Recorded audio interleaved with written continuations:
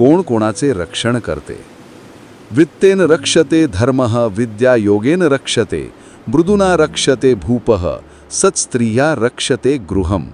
आचार्य चाणक्य धर्म विद्या राजा आणि घराचे रक्षण करणाऱ्या तत्वांचा परिचय करून घेताना सांगतात की धनाने धर्माचे, योगाने विद्येचे, मृदुतेने राजाचे आणि चांगल्या स्त्रीमुळे घराचे रक्षण होते. अर्थात संपत्तीमुळे मनुष्य आपले धर्म कर्तव्याचे योग्य रीतीने पालन करू शकतो.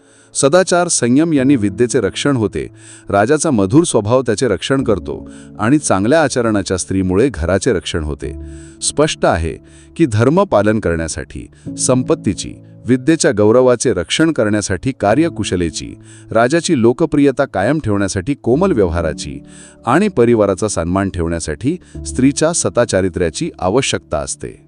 हा व्हिडिओ आवडल्यास कृपया लाईक करा, शेअर करा. अशाच माहितीपूर्ण आणि प्रेरणादायी व्हिडिओसाठी आमच्या YouTube चॅनलला सबस्क्राईब करायला विसरू नका.